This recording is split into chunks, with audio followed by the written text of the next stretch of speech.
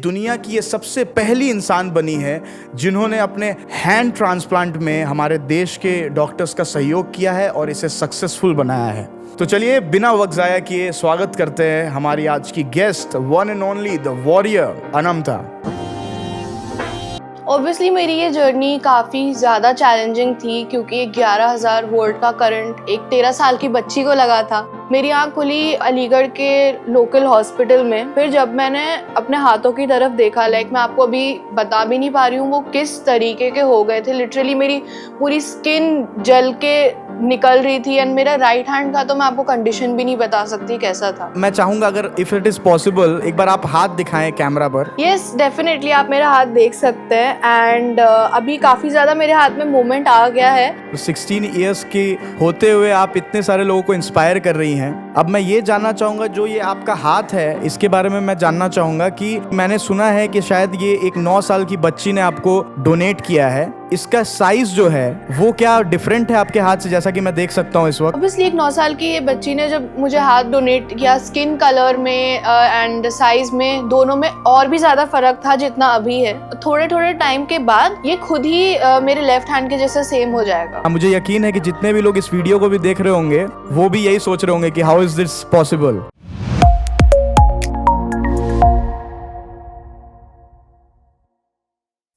Welcome back to another episode of be real bus sponsored by hotel Reliance. और मैं आपको बता दूं कि आज का ये एपिसोड आपके लिए बहुत ही ज़्यादा इंस्पायरिंग होने वाला है, क्योंकि आज जो हमारे शो पर आई हैं उनकी स्टोरी बहुत ही ज़्यादा अनोखी है। और मैं बता दूं कि दुनिया की ये सबसे पहली इंसान बनी है जिन्होंने अपने हैंड ट्रांसप्लांट में हमारे देश के डॉक्टर्स का सहयोग किया है और इसे सक्सेसफुल बनाया है। इनकी स्टोरी आज हमारे बी रियल बस के पॉडकास्ट के थ्रू जानने की कोशिश करते हैं और आप तक पहुंचाते हैं। तो चलिए बिना वक्त ज़ाया किए स्वागत करते हैं हमारी आज की guest, one and only the warrior Anmata. Hello Anmata, कैसे हो आप? हेलो, मैं बिल्कुल ठीक हूँ, आप कैसे हो? मैं ठीक हूँ और आपका बहुत बहुत स्वागत है हमारे इस एपिसोड में बी रियल बस के। और अनमता, आपकी एज कितनी हो रही है? मैं 16 इयर्स की हूँ। ओके, तो अनमता आप 16 इयर्स की हैं और 16 इयर्स की होते हुए आप इतने सारे लोगों को इंस्पायर कर रही हैं। और जैसा कि मैंने सुना है कि आपकी जो जर्नी रही है आपके एक्सीडेंट होने के बाद वो काफ़ी ज़्यादा चैलेंजिंग रही है, तो उसके बारे में मैं जानना चाहूँगा और हमारे दर्शक जानना चाहेंगे कि क्या हुआ था एक्चुअल में। ऑब्वियसली मेरी ये जर्नी काफ़ी ज़्यादा चैलेंजिंग थी क्योंकि 11,000 वोल्ट का करंट एक 13 साल की बच्ची को लगा था और जिसकी वजह से मैंने अपना एक हाथ खोया, सीधा हाथ खोया था एंड मैं बिना हाथ के 2 साल थी। मैंने काफ़ी सारे चैलेंजेस फेस किए अपनी लाइफ में, लेकिन मैंने कभी उन चीज़ों से ज़्यादा स्ट्रेसफुल नहीं हुई। मैंने उन चीज़ों को बहुत ही चिल वे में लिया, मस्ती मजाक करते हुए, और चीज़ों के साथ पॉजिटिवली मैंने फाइट किया। अनमता, जब फर्स्ट टाइम आपको ये पता चला कि आपका एक हाथ नहीं है, ओके, तो उस वक्त पहला रिएक्शन क्या था? क्या आप डर गई थी या आपका क्या माइंडसेट था उस वक्त? ऑब्वियसली अगर एक 13 साल की बच्ची को पता चले कि आपका भी एक हाथ नहीं है, आपका हाथ काट दिया गया है, और कुछ देर पहले बस मैं खेल रही थी तो मैं बहुत ज़्यादा टूट गई थी बस कुछ पल के लिए। लेकिन जब मुझे पता चला कि मुझे 11,000 वोल्ट के करंट से शॉक लगा है, तब मुझे जब ये ऐसे पता चला कि मैं जिंदा हूँ, मैं अपने मम्मी पापा के साथ हूँ और मैं बच गई हूँ 11,000 वोल्ट के करंट से, तो मुझे और ज़्यादा खुशी हुई कि मैं बच गई हूँ और मैं अपने पेरेंट्स के साथ हूँ। और अगर मैं 11,000 वोल्ट के करंट से बची हूँ तो शायद कुछ अच्छा ही करने के लिए बची होंगी। राइट। तो मैंने उसी टाइम डिसाइड कर लिया कि अब मुझे रोना धोना नहीं है, क्योंकि रोना धोना करके कुछ फ़ायदा भी नहीं है। और बस मैंने ये डिसाइड किया कि अब मैं लोगों को मोटिवेट करूँगी और कभी भी हिम्मत नहीं हारूंगी। Wow, amazing. आप जिस तरह से अपने जर्नी को बता रही हैं, इससे ये पता लगता है कि आप कितनी स्ट्रांग हैं। और अब मैं जानना चाहूँगा, जब आपको फर्स्ट टाइम ये पता चला कि आपका जो हाथ है वो ट्रांसप्लांट के लिए एलिजिबल है और आपको एक डोनेट करने के लिए तैयार हैं कोई, तो उस वक्त कितनी खुशी हुई थी आपको ये जानकर? जब आपने ये क्वेश्चन पूछा, ये क्वेश्चन पूछने के बाद मेरी चेहरे की स्माइल देख के आप पहचान सकते हैं कि मैं कितना खुश हुई थी ये सुन के कि अब मेरा हैंड ट्रांसप्लांट हो सकता है और अब मुझे डोनर भी मिल गया है। राइट। तो मुझे ऐसा लग रहा था कि मेरी एक सेकंड लाइफ मुझे मिली है, बट ये पॉसिबल नहीं था ऑब्वियसली, ये डोनर के बिना एंड वो 9 साल की बच्ची के बिना जिसने अपना हाथ मुझे डोनेट किया, एंड उसने और भी काफ़ी सारे ऑर्गन्स डोनेट किए थे और उसने 6 से 8 लाइफ्स बचाई थी। और ये डॉक्टर्स की वजह से पॉसिबल है, डॉक्टर नीलेश सातबाई उनकी पूरी टीम। तो एंड ऑब्वियसली सल्यूट है उन पेरेंट्स को जो रेडी हो गए अपनी बच्ची का ऑर्गन डोनेट करने के लिए। स्पेशल थैंक्स मैं करना चाहूँगी डोनेट लाइफ को। ये एक ऑर्गेनाइजेशन है जिन्होंने अभी तक लाखों लोगों को ऑर्गन्स दिला दिए, उनमें से एक मैं भी हूँ। तो ये इनिशिएटिव है मिस्टर नीलेश मांडलेवाला की तरफ से। So thank you so much everyone.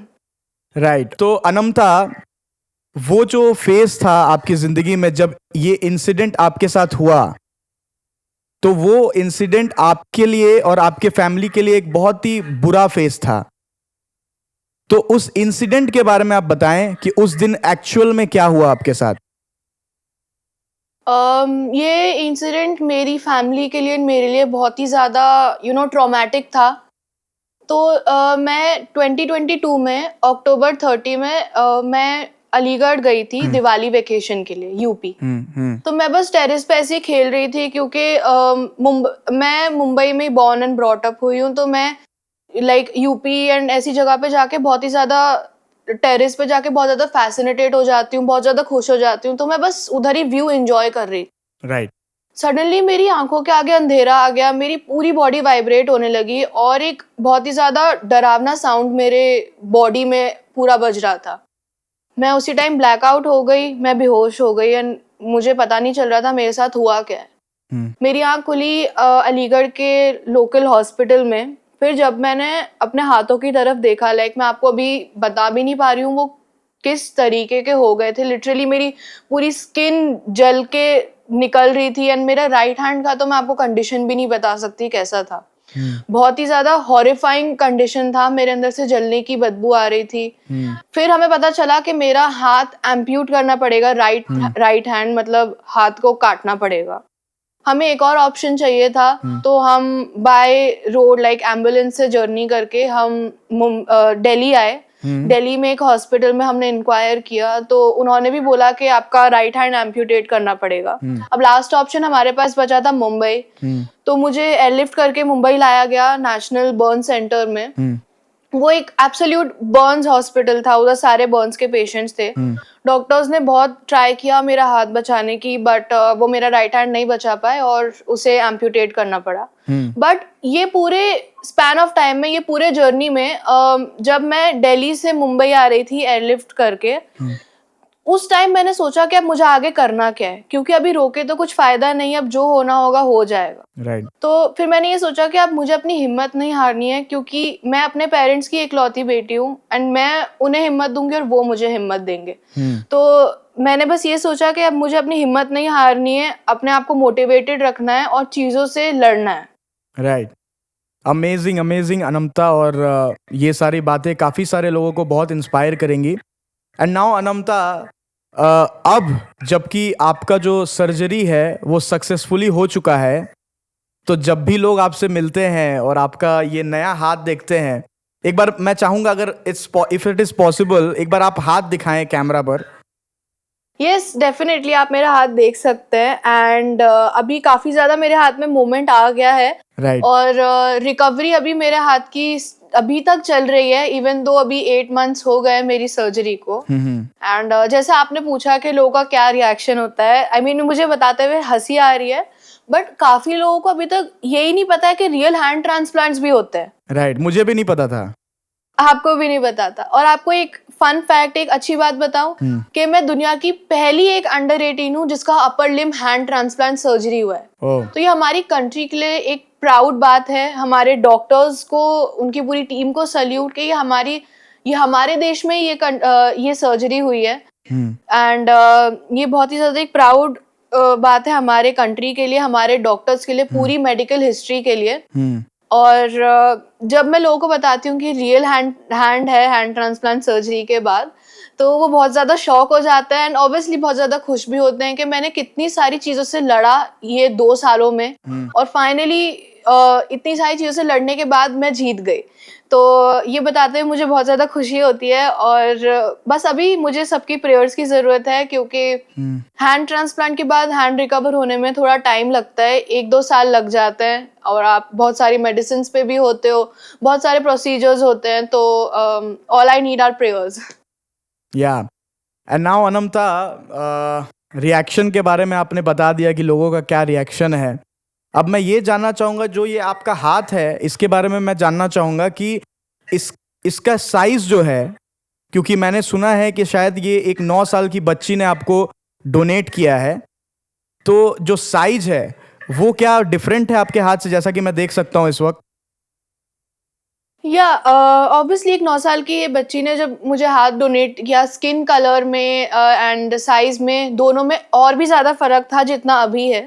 तो जैसे धीरे धीरे करके मैंने आपको बताया कि हाथ रिकवर होने में 1-2 साल लग जाते हैं, तो थोड़े थोड़े टाइम के बाद ये खुद ही मेरे लेफ्ट हैंड के जैसा सेम हो जाएगा, जिसके लिए मेरी मेडिसिन भी चल रही है। ओ वाओ, मतलब जो साइज अभी है वो कुछ दिनों बाद जब आप मेडिसिन लेंगी रेगुलर बेसिस पर, उसके बाद वो अपने आप शेप में आ जाएगा, राइट? खुद ही हो जाएगा। एंड एक अच्छी बात मैं आपको बताना चाहती हूँ कि मैंने अपने हाथ पे इस ईद पे मेहंदी भी लगाई थी, अपने राइट हैंड पे 2 सालों के बाद। और मैंने अपने नेल्स राइट हैंड के 4-5 बार कट कर लिए। सो लाइक टचवुड बहुत अच्छी मेरे हाथ की ग्रोथ हो रही है। वाह वाह वाह, ये बहुत ही फैसिनेटिंग है मेरे लिए भी, क्योंकि पूरे इंडिया में इस तरह की स्टोरी बहुत कम सुनने को मिलती है कि किसी का हाथ ट्रांसप्लांट हुआ हो। और जितने भी लोग, मुझे यकीन है, हाँ मुझे यकीन है कि जितने भी लोग इस वीडियो को भी देख रहे होंगे वो भी यही सोच रहे होंगे कि हाउ इज दिस पॉसिबल। तो आपने कब पास आउट किया स्कूल? मैंने लास्ट ईयर ही किया। ओके, तो आप अपने स्कूल लाइफ के बारे में ज़रा बताओ हमें कि आपके फ्रेंड्स और आपकी जो टीचर्स हैं उनका क्या रिएक्शन था और उन्होंने किस तरह से आपको सपोर्ट किया? मेरा school city international school is like मेरी लाइफ में बहुत ही बड़ा रोल प्ले किया है मेरे स्कूल ने। मेरी प्रिंसिपल मैम ने miss Mahrukh Kadodwala and one of my teacher एफ्रीशिया मिस। सो मेरे स्कूल ने मेरी पूरी जर्नी देखी है अभी तक। जब मेरे पास जब मेरा एक्सीडेंट नहीं हुआ था, जब मेरा एक्सीडेंट होया, मैंने जब अपना हाथ खोया था, और जब जब मेरा हैंड ट्रांसप्लांट हो गया, तो मेरे स्कूल के फ्रेंड्स ने मेरी पूरी जर्नी देखी है। उन्होंने बहुत बड़ा रोल निभाया मेरी पूरी जर्नी में। उन्होंने मुझे बहुत ज़्यादा सपोर्ट किया है। मेरे प्रिंसिपल मैम एंड सब ने, अगर उन्होंने मेरा मॉरल अप नहीं किया होता तो शायद मैं 10th ग्रेड में हिंदी के सब्जेक्ट में टॉप नहीं कर पाती और 92% ओवरऑल स्कोर नहीं कर पाती। तो मेरे स्कूल के टीचर्स को, मेरी प्रिंसिपल मैम को एंड मेरे फ्रेंड्स को बहुत बड़ा क्रेडिट जाता है मेरे सपोर्ट सिस्टम बनने के लिए। एंड जो मैं अभी कॉलेज में हूँ, मिठी बाई कॉलेज, आपने सुना होगा, it's one of the most famous college, क्योंकि मैंने अच्छा परसेंटेज से स्कोर किया तो मेरा इसमें एडमिशन हो गया। बट हैंड ट्रांसप्लांट के बाद मेरा सबसे बड़ा स्ट्रेस यही था कि कॉलेज में पता नहीं था कि वो लोग सपोर्ट करेंगे या नहीं, क्योंकि मेरा अटेंडेंस भी बहुत लो था। कॉलेज ज्वाइन करते ही मेरा डोनर आ गया था 1 महीने बाद। तो मैं बहुत ज़्यादा स्ट्रेस थी कि आई डोंट नो अगर मेरे कॉलेज वाले मुझे सपोर्ट करेंगे या नहीं। राइट। बट जब मैं अपनी प्रिंसिपल मैम से मिली, मिस कृतिका देसाई, एंड हमारी सुपरवाइजर मैम से मिस ग्लैडिस एल्बर्ट, दे वो वेरी सपोर्टिव। उन्होंने मुझे सपोर्ट किया। उन्होंने बोला कि आप किसी भी चीज़ का स्ट्रेस मत लो, अभी आप अपने हैंड की रिकवरी पे फोकस करो और पढ़ाई करते जाओ साथ में। तो मेरे कॉलेज ने भी बहुत बड़ा रोल प्ले किया है मुझे, मेरा मॉरल अप करने के लिए, मुझे मोटिवेट करने के लिए। अच्छा, और अनमता, ये आप, Is this your medicine, Anmata? या दीज आर माई मेडिसिन। जैसे मैंने आपको बताया कि हैंड की रिकवरी के लिए मुझे दिन में काफ़ी बार मेडिसिन लेनी पड़ती है। ओके, तो ये मेडिसिन किस चीज़ के लिए था मतलब? ये मेडिसिन है हैंड के रिकवरी के लिए, और ओके। जब आपके बॉडी में एक दूसरा ऑर्गन लगता है, योर बॉडी हमारी बॉडी वो ऑर्गन को रिजेक्ट करने का मैक्सिमम ट्राई करती है, तो ये मेडिसिन हमारे बॉडी को काम डाउन करता है और बहुत एक बड़ा रोल प्ले करता है। मुझे ज़्यादा इतना मेडिकल इसके बारे में पता नहीं है, बट मेरे डॉक्टर ने मुझे ये एक्सप्लेन किया था, तो मैंने आपको बताया। ओके, 10th बोर्ड में कितने आए थे आपको परसेंटेज? 10th के बोर्ड में मुझे 92% ओवरऑल आया था, एंड हिंदी में 98% से मैंने टॉप किया था। मुझे जेलसी हो रही है आपसे इस वक्त। तो अच्छा, तो मतलब इस हादसे के बाद भी आपने मतलब आपके एजुकेशन में किसी भी तरह से आपने फर्क नहीं पड़ने दिया, राइट? और आपने इतने Yes. अच्छे परसेंटेज के साथ आपने अपनी स्कूलिंग को पास आउट किया, तो that's why I am feeling jealous right now कि इतना कुछ होने के बाद भी आपने इतने अच्छे परसेंटेज लाए। तो अभी अनमता, मैं आपसे ये पूछना चाहूँगा कि आपने अपने फ्रेंड्स के बारे में बात की, अपने स्कूल टीचर्स के बारे में बात की, पर आपके फैमिली के बारे में आप बताओ कि आपके फैमिली में किस तरीके का सपोर्ट आपको मिला और किसने सबसे ज़्यादा सपोर्ट किया आपको आपके फैमिली मेंबर्स में? मेरी फैमिली ने मेरी पूरी जर्नी में एक बहुत बड़ा रोल निभाया है। अगर उनका सपोर्ट नहीं होता तो शायद मैं भी इतनी स्ट्रांग नहीं हो पाती। और जैसे Okay. मैंने आपको बताया कि अगर मैं टूट जाती तो शायद मेरे पेरेंट्स भी टूट जाते, तो मैंने Right. अपनी हिम्मत नहीं हारी और अपने पेरेंट्स की हिम्मत बनाए रखी। कभी कभी मुझे भी अगर थोड़ा लो फील होता था तो मेरे पेरेंट्स मुझे बहुत ज़्यादा सपोर्ट करते थे, मोटिवेट करते थे, और मैं कभी भी हिम्मत नहीं हारती थी और अपने पेरेंट्स को भी यही बताती थी कि कभी भी सैड नहीं होना है किसी भी चीज़ को लेकर, बस आगे बढ़ते जाना है। तो मेरे पेरेंट्स ने बहुत बड़ा रोल निभाया मेरी पूरी जर्नी में। उन्होंने मुझे बहुत सपोर्ट किया है थ्रू आउट मेरा, जब मैं बर्न्स हॉस्पिटल में थी तब, और फिर जब मेरा हैंड ट्रांसप्लांट हुआ, हर एक चीज़ में उन्होंने मुझे बहुत सपोर्ट किया है। राइट। तो अनमता, अब मैं बात करना चाहूँगा उस 9 साल की बच्ची के परिवार के बारे में कि फर्स्ट ऑफ ऑल आप ये बताओ कि आपको कितना वक्त लगा एक डोनर ढूंढने में, और जब आपको डोनर मिला तो आपने किस तरीके से उनसे कांटेक्ट की और उसके बाद उनके फैमिली से बात किया आपके फैमिली ने, तो उस पूरे प्रोसेस के बारे में मैं जानना चाहूँगा। मैं अभी तक डोनर की फैमिली से कांटेक्ट में नहीं आई हूँ, और जब मुझे डोनर के बारे में पता चला तो मुझे डॉक्टर नीलेश सतबाई ने इन्फॉर्म किया था। मैं कॉलेज में थी उस टाइम, तो मैं बहुत ज़्यादा खुश हो गई थी कि मेरा डोनर आ गया एंड फाइनली अब मुझे मेरा हाथ वापस मिल सकता है। सो मैं बहुत ज़्यादा खुश हो गई थी, और ये पूरे प्रोसेस में जैसे आपने पूछा कि क्या प्रोसेस होता है, तो ये बहुत ज़्यादा लॉन्ग एंड कॉम्प्लिकेटेड सर्जरी होती है। बट मुझे हैंड ट्रांसप्लांट के बारे में जब पता चला मुझे पता चला था डॉक्टर नीलेश सतबाई से, क्योंकि जब मैंने आपको बताया कि मैंने अपना हाथ खोया और मैंने सोचा था कि अब मैं लोगों को मोटिवेट करूंगी, तो लोगों को मोटिवेट करने के लिए मैंने एक म्यूजिक वीडियो बनाया था, फूल परी अनमता, जो लिखा था पीयूष मिश्रा जी ने, स्नेहा खनवलकर मैम ने उसका म्यूजिक दिया था, and Shwetab sir Ketaki aunty ने उसे डायरेक्ट किया था। So my doctor is a really big fan and he follows Piyush Mishra ji. Yeah. तो मेरे डॉक्टर ने पीयूष मिश्रा जी के बारे में सर्च किया और मेरा गाना पॉपअप हुआ।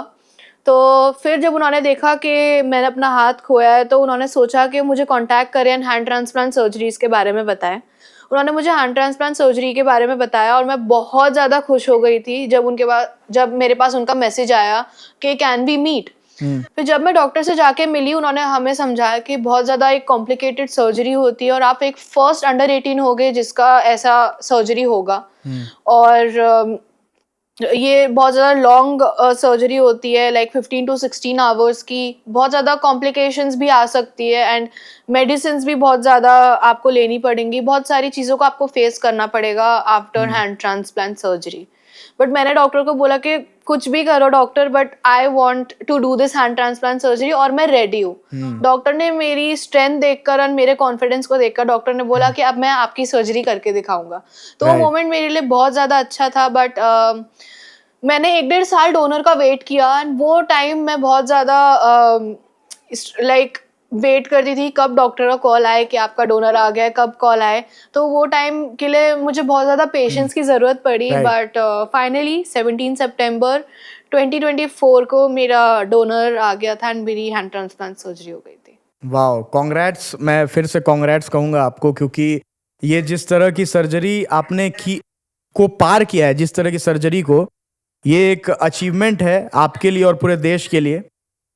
तो अनमता, अब मैं आपसे पूछना चाहूँगा कि हमारे देश में कहीं ना कहीं आज भी लोग ना अपने बॉडी पार्ट्स को डोनेट करने में काफ़ी ज़्यादा सोचते हैं, कंफ्यूज होते हैं करना चाहिए या नहीं करना चाहिए।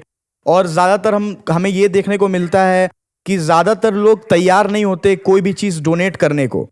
डोनेट करने से पहले बहुत ज़्यादा सोचते हैं, कंफ्यूज होते हैं, और बहुत किसी को तो शर्म भी आती है। तो आप क्या क्या कहना चाहेंगी उन लोगों को, और क्या मैसेज देना चाहेंगी?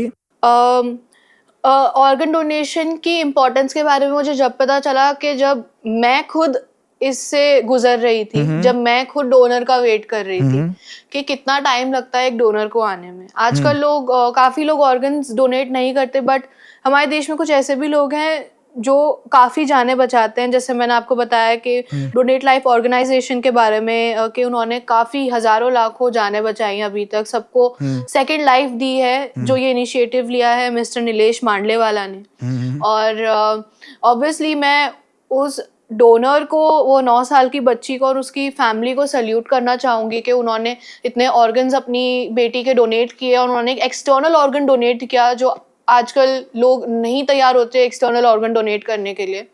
So thank you so much. And मतलब मेरे पास वर्ड्स नहीं है उन्हें थैंक करने के लिए, क्योंकि अगर वो नहीं होते तो शायद मेरा हाथ वापस नहीं आ पाता। और ये सब ने एक बड़ा रोल प्ले किया है ये सर्जरी में। डॉक्टर ने भी बहुत बड़ा रोल प्ले किया है, डॉक्टर नीलेश सातबाई और उनकी पूरी टीम ने कि वो रेडी हो एक अंडर 18 हैंड ट्रांसप्लांट सर्जरी करने के लिए। और बस मैं ये बोलना चाहूँगी कि ऑर्गन डोनेशन बहुत ज़्यादा इम्पॉर्टेंट है अभी आजकल, क्योंकि लोग अपनी जैसे मेरे साथ हुआ, मैं बिना अपनी गलती के मैंने अपना एक हाथ लूज किया, मैंने अपना हाथ खोया।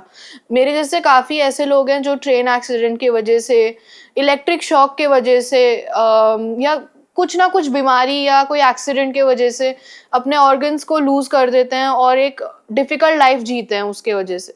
तो मैं चाहती हूँ कि अगर आप अपने ऑर्गन्स डोनेट करेंगे तो आप एक दूसरे को सेकंड लाइफ दे सकते हैं और एक बहुत अच्छा हमें बहुत अच्छा लाइफ हमें एक बहुत अच्छा लाइफ दे सकते हैं। बोलते हैं ना, विशेस मिलती हैं काफी लोगों से कि आप ये कुछ अच्छा काम करके गए हो। तो I feel like organ donation is very important and हमें ऑर्गन डोनेट करने चाहिए। अनमता, आप ये बताएं कि अब अपने ड्रीम्स के बारे में आप कुछ बताएं कि इस वक्त आपके क्या ड्रीम्स है और आगे आप क्या करना चाहती हैं? मैं, जैसे आपने मेरे काफ़ी सारे पॉडकास्ट इंटरव्यूज़ देखे होंगे, मैं यही बोलना चाहती हूँ कि मेरा लाइफ का सबसे बड़ा गोल ये है कि अब मुझे आगे जाके लोगों को मोटिवेट करना है, जो छोटी-छोटी चीज़ों से अपनी हिम्मत हार जाते हैं, घर में जाके बैठ जाते हैं। बस मैं उन्हें ये बताना चाहती हूँ कि आपके साथ जो भी हुआ होगा अच्छे के लिए होगा, आगे आपके साथ कुछ और अच्छा होने वाला है। क्योंकि शायद अगर मैंने अपना हाथ नहीं खोया होता, मेरे अंदर इतनी हिम्मत नहीं आती और मैं 10th ग्रेड में टॉप नहीं करती, या फिर मैं वर्ल्ड की first under 18 to get an upper limb hand transplant recipient नहीं बन पाती, लाइक वर्ल्ड रिकॉर्ड नहीं बना पाती और लोगों को मोटिवेट नहीं कर पाती। तो मेरा सबसे बड़ा एम यही है कि मुझे लाखों करोड़ लोगों को मोटिवेट करना है कि वो कभी भी अपनी हिम्मत नहीं हारें, क्योंकि अगर मैं कर सकती हूँ तो आप क्यों नहीं कर सकते। एंड मेरा एम ये भी है कि मुझे लोगों को बोलना है कि कुछ भी हो जाए आपके साथ लाइफ में, आपको अपनी कभी एजुकेशन को नहीं भूलना चाहिए, जैसे मेरे साथ हुआ। बर्न्स हॉस्पिटल से डिस्चार्ज होने के बाद मेरा लेफ्ट हैंड भी नहीं चल रहा था, क्योंकि मेरा लेफ्ट हैंड भी बर्न हो गया था, तो बस कुछ परसेंटेज ही काम कर रहा था। और मैं एक राइटी थी, मैं राइट हैंड से लिखती थी। तो अब मेरा राइट हैंड तो जा चुका था, अब मुझे लेफ्ट हैंड से मैंने दिन रात प्रैक्टिस करी अपने लेफ्ट हैंड को वर्क करने में। मेरा लेफ्ट हैंड कुछ इस तरीके से रहता था, क्योंकि मेरे लेफ्ट हैंड की नर्व्स भी डैमेज हो गई थी। तो मैंने अपने लेफ्ट हैंड को बहुत ज़्यादा फिजियो एक्सरसाइजेस करी, acupuncture, writing practice every day, and more than an average human जो लेफ्ट हैंड अपने ऑपोजिट हैंड से लिख पाता है, मैं उससे ज्यादा लिखने का ट्राई करती थी, बहुत ज्यादा प्रैक्टिस करती थी एवरी डे। सो इसी तरह मैं दिन रात मेहनत करी, बहुत ज़्यादा पढ़ाई करी, उसकी वजह से ही मैं 10th में इतना अच्छा स्कोर कर पाई।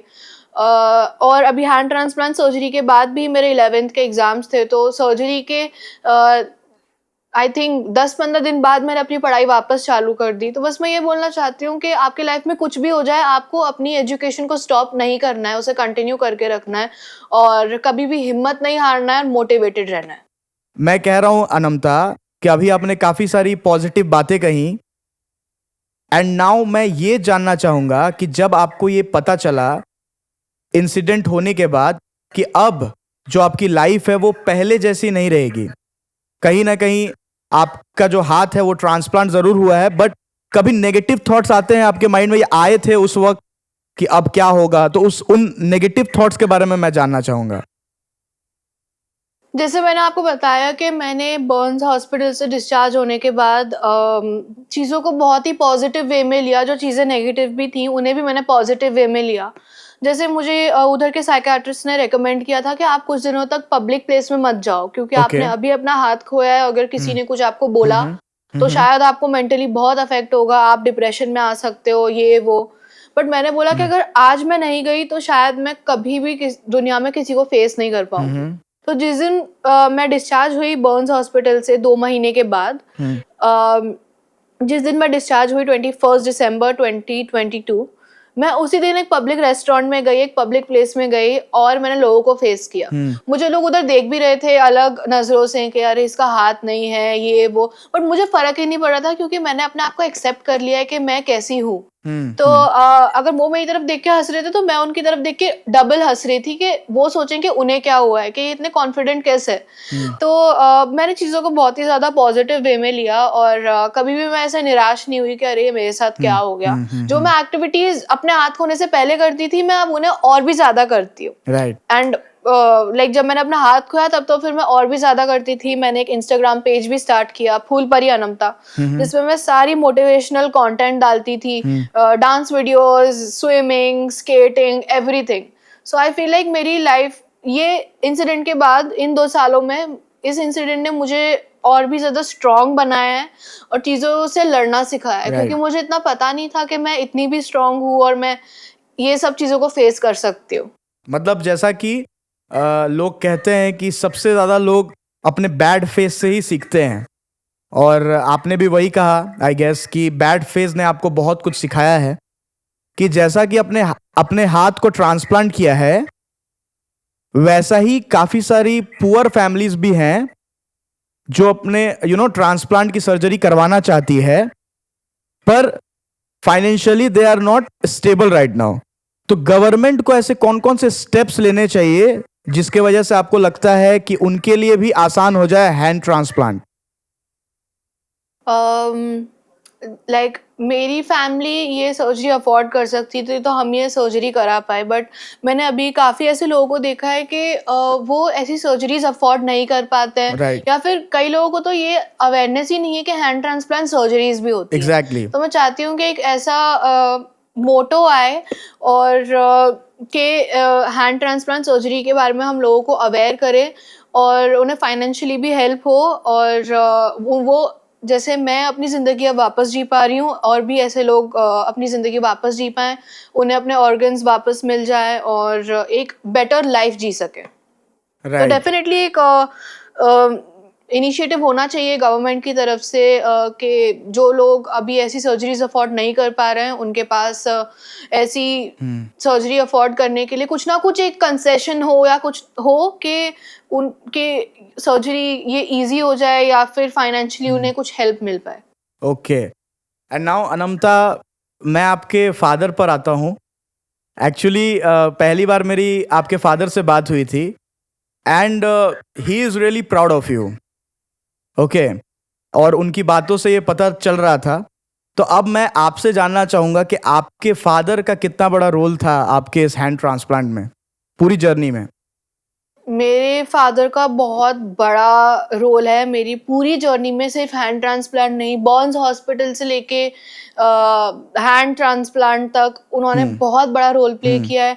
उन्होंने मुझे सबसे ज़्यादा मोटिवेट किया है एजुकेशन के मामले में, मेंटली, फिजिकली, हर एक चीज़ में उन्होंने मुझे बहुत ज़्यादा सपोर्ट किया है, मोटिवेट किया है। और उन्होंने मेरी कोई भी चीज़ में लाइक कमी नहीं आने दी। After so many things, like मेरी इतनी सारी सर्जरीज के बाद, 3-4 सर्जरीज के बाद, लाइक वो मुझे बहुत ज़्यादा मोटिवेट करते हैं। वो like I don't have words to define it, but मेरे डैड ने लाइक मेरी पूरी सर्जरी में बहुत बड़ा रोल प्ले किया है। और मतलब मैं उन्हें जितना थैंक यू बोलूँ उतना कम है। और I am really proud of my father कि उन्होंने एक हैंड ट्रांसप्लांट सर्जरी मेरी करवाई और मेरा हाथ वापस लेके आए।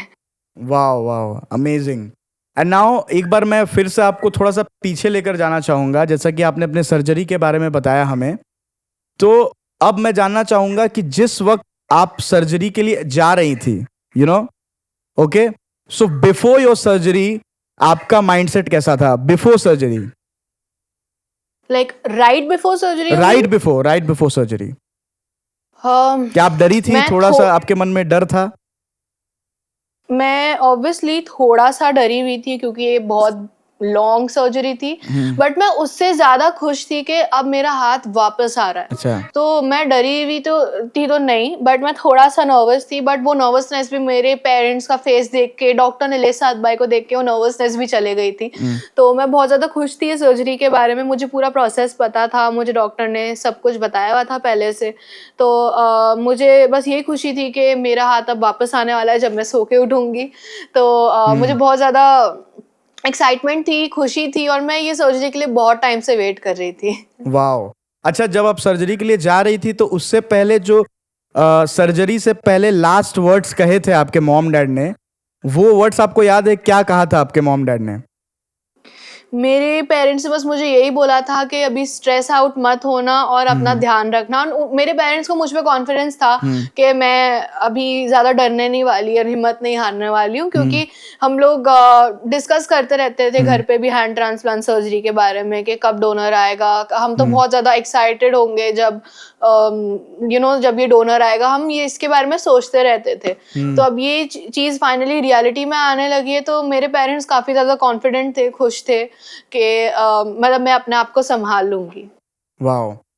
तो अनमता, इतनी खूबसूरत जर्नी रही है आपकी और इतना सपोर्ट आपको मिला है, तो आगे चल के क्या आप ऐसा कुछ सोचती हैं कि कोई एनजीओ वगैरह आप ज्वाइन करना चाहेंगी, और जो लोग इस चीज़ से जूझ रहे हैं, इस समस्या से जूझ रहे हैं, उनको आप कहीं ना कहीं सपोर्ट करेंगी आगे जाकर?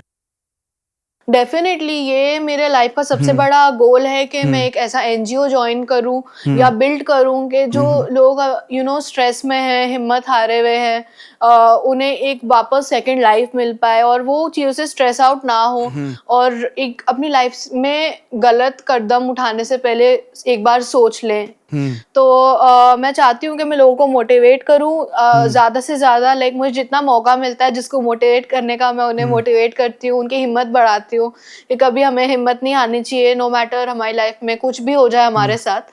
तो मैं डेफिनेटली लोगों को और मोटिवेट करना चाहती हूँ, और ये भी थैंक यू बोलना चाहती हूँ कि आपकी पॉडकास्ट के थ्रू मैं और लोगों को मोटिवेट कर पाऊंगी अभी, और उन्हें ऑर्गन डोनेशन, हैंड ट्रांसप्लांट के बारे में भी अवेयरनेस मिलेगी। अनमता, मैं आपसे अब यही पूछना चाहूँगा कि काफ़ी सारे यंगस्टर्स हैं आजकल जो कि छोटी छोटी बात पर बहुत ज़्यादा स्ट्रेस ले लेते हैं और कहीं ना कहीं टेंशन में आ जाते हैं, प्रेशर में आ जाते हैं, और आप तो काफ़ी ज़्यादा यंग है, you are just 16 years old. तो आप उन यंगस्टर्स को क्या कहना चाहेंगे जो लोग कभी कभी फॉर एग्जांपल एग्ज़ाम में कम मार्क्स आ गए, या किसी को जॉब की टेंशन है, जो कि बहुत ही ज़्यादा स्ट्रेस में चले जाते हैं, पर आप जो है इतनी गंभीर समस्या से बाहर आई हैं और उसके बाद भी इतनी पॉजिटिव माइंडसेट के साथ आज आप स्ट्रांग होकर पॉडकास्ट में बैठी और अपनी जर्नी के बारे में बता रही हैं, तो आप उन लोगों को क्या कहना चाहेंगी कि कैसे लाइफ को थोड़ा सा इजी लेना चाहिए और स्ट्रेस से कैसे बाहर आए? जैसे आई डोंट थिंक के यू नो माइंड हम सबके पास होता है, लेकिन उसे कंट्रोल करना हमें आना चाहिए। तो वही मैंने किया अपनी पूरी जर्नी में। मैंने अपने आप को कंट्रोल करके रखा, अपने आप के पास नेगेटिव चीज़ें आने से दूर रखा, पॉजिटिव चीज़ें ली मैंने अपनी लाइफ में। और मैंने एक अपना हाथ खोया था, तो ये बहुत ज़्यादा डिप्रेसिंग बात थी, राइट। और काफ़ी लोग गलत कदम भी ले लेते हैं अपनी लाइफ के साथ ऐसे बड़े इंसिडेंट्स होने के बाद। बट मैंने सोचा कि अगर मैं हिम्मत हार गई तो मेरे पेरेंट्स का क्या होगा। तो मैं आजकल के जनरेशन को ये बोलना चाहती हूँ कि आप कोई गलत कदम उठाने से पहले अपनी लाइफ में अपने पेरेंट्स के बारे में हमें सोचना चाहिए कि हमारे पेरेंट्स ने क्या क्या करके कितना हमें सपोर्ट किया है हमारी पूरी लाइफ में, हमारी पूरी जर्नी में। और हमें चीज़ों से स्ट्रेस आउट नहीं होके उस चीज़ का सॉल्यूशन निकालना चाहिए। जैसे मैं राइट। अपने हाथ खोने पर स्ट्रेस आउट नहीं हुई थी, हमने सॉल्यूशन निकाला, और वो सॉल्यूशन क्या था? Hand transplant surgery. And touch wood अब मेरा हाथ वापस भी आ गया है। मैं मतलब जब तक हम चीज़ों से लड़ेंगे नहीं तब तक हम जीतेंगे नहीं। तो आई फील लाइक कि आपके लाइफ में बहुत सारी ऑब्स्टिकल्स आएंगी, एंड आजकल तो बहुत सारी ऑब्स्टिकल्स आती हैं हमारी लाइफ में। तो हमें उन चीज़ों से लड़ते रहना चाहिए और चीज़ों का सल्यूशन निकालना चाहिए, रादर देन उसके बारे में स्ट्रेस लेना या डिप्रेशन में आ जाना। तो नेगेटिव चीज़ों को अपनी लाइफ से दूर रखना। Right, right, right.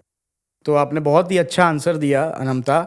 And now thank I you. Would like to ask Anmata कि आपके हाथ में जो कि ट्रांसप्लांट हुई है, उसमें कभी अभी भी क्या पेन वगैरह कभी होता है?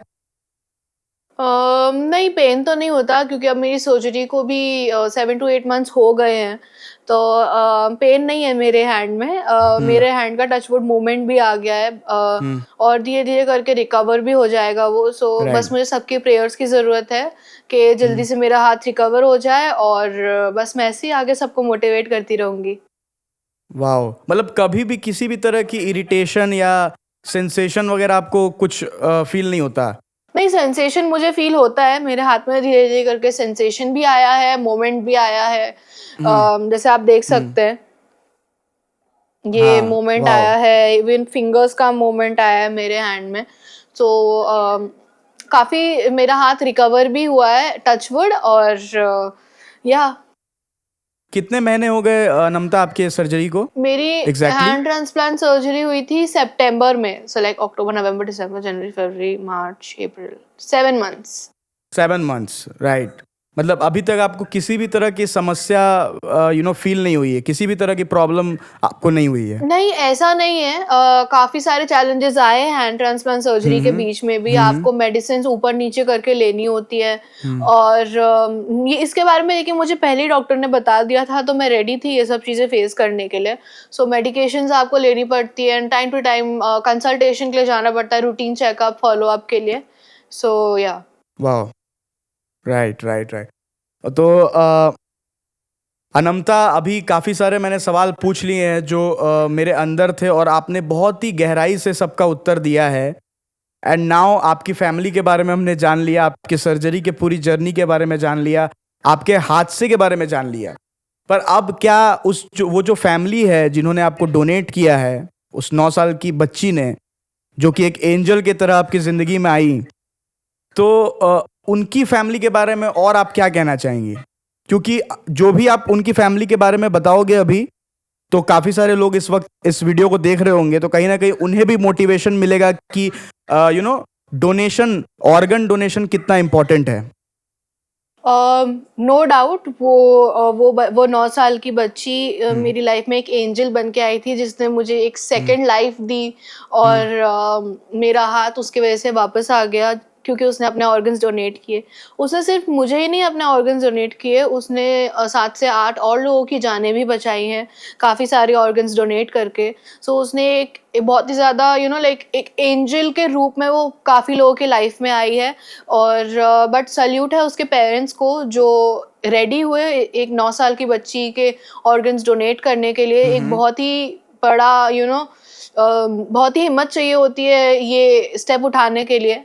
तो बट अगर वो ऑर्गन्स नहीं डोनेट करते तो शायद मेरा हाथ भी मेरे पास नहीं आ पाता, और जिन लोगों की जानें बची हैं आज अनफॉर्चुनेटली।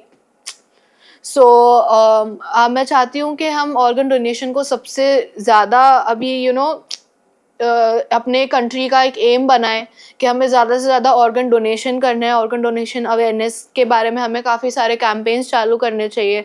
एंड मैं जितना मुझसे हो सकता है मैं ऑर्गन डोनेशन के बारे में अवेयरनेस फैलाती हूँ और लोगों को बोलती हूँ कि आपको ऑर्गन डोनेट करने चाहिए, क्योंकि आपके वजह से ही आप तो लाइक आफ्टर डेथ हम चले जाएंगे, बट हम अपने आप को जिंदा रख सकते हैं अपने ऑर्गन्स डोनेट करके।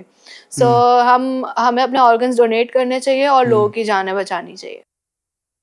वाह ग्रेट अनंता। अब मैं एक आखिरी सवाल है, इसके बाद भी कुछ सवाल हैं, पर ये आपके जर्नी से रिलेटेड एक आखिरी सवाल है कि कहीं ना कहीं जब ये हादसा आपके साथ हुआ तो कहीं ना कहीं डॉक्टर ने आपको कहा कि आपको ज़्यादा बाहर नहीं जाना है, सोशलाइज नहीं होना ज़्यादा, ताकि लोग कमेंट करते हैं कभी कभी। फिर भी कभी रिलेटिव के तरफ से या आपके आसपास वालों के तरफ से कभी कुछ नेगेटिव कमेंट्स जो आपको सुनने को मिले हो, या आपने पीठ पीछे कोई बात सुनी हो कि कोई इस तरह की बातें कह रहा है, और कहीं ना कहीं उससे आप डिमोटिवेट नहीं हुई, उल्टा आप और मोटिवेट हुई, एक चैलेंज की तरह आपने लिया और उससे आप बाहर आई?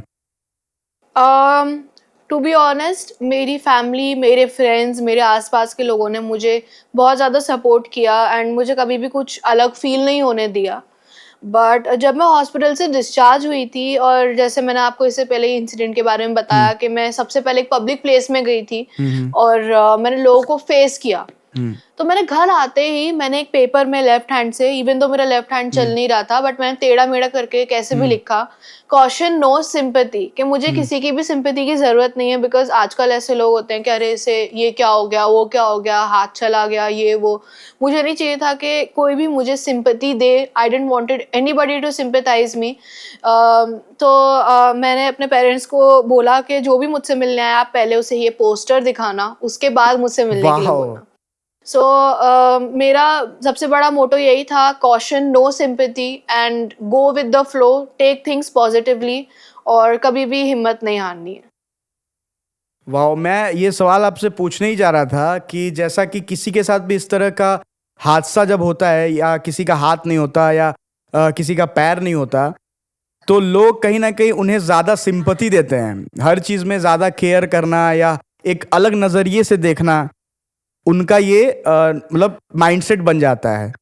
पर आप बिल्कुल भी सिंपैथी नहीं चाहती, और आपने बहुत ही अच्छा जवाब दिया कि आप बिल्कुल जो नॉर्मल लोग जिस तरह से लोग नॉर्मल लोगों को ट्रीट करते हैं, वैसे आप लोग भी नॉर्मल हो आप लोग बिल्कुल नॉर्मल हैं और एक इंस्पिरेशन है। पर मैं बस बता रहा हूं कि जो लोग फिजिकली कोई प्रॉब्लम नहीं होती, आप उनके जैसा ही आपको भी ट्रीट किया जाए, राइट? जी जी। बिल्कुल। एंड नाउ बहुत ही आपने इंस्पायरिंग बातें कही, बहुत ही मोटिवेशन मिला होगा उन लोगों को जो लोग इन सारी चीज़ों से अभी भी जूझ रहे हैं अपनी लाइफ में।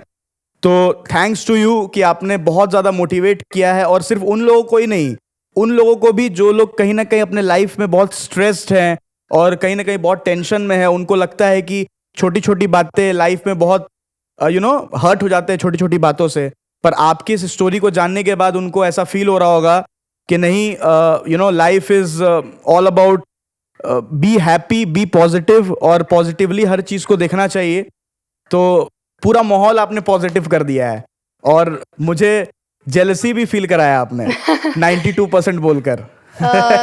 Thank you so much for having me, and आपके पॉडकास्ट के थ्रू मैं लोगों को मोटिवेट कर पाऊंगी, जैसे मैंने आपको बताया वो मेरा सबसे बड़ा एम है।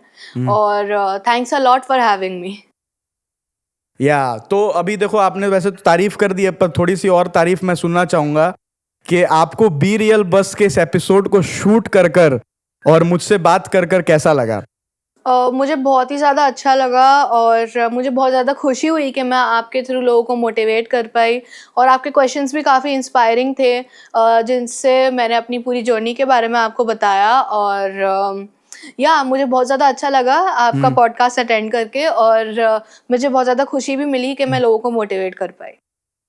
वाह, अमेजिंग। अब जाते जाते मैं बस आपको इतना ही कहना चाहूँगा कि एक छोटी सी लाइन है कि सपनों को रखो अपनी सांसों में, मंजिल को रखो अपनी बाहों में। सपनों को रखो अपनी सांसों में, मंजिल को रखो अपनी बाहों में। हर जीत तुम्हारी होगी है दोस्त, हर जीत तुम्हारी होगी है दोस्त, बस अपने लक्ष्य को रखो अपनी निगाहों में। Thank you Wow. So much Anmata, very motivating. आपने अपना वक्त हमें दिया। Thank you so much. Thank you so और मच। मैं उम्मीद करता हूं कि ऐसे ही आप मुस्कुराते रहें और लोगों को इंस्पायर करते रहें। तो फिर मिलते हैं जल्द ही।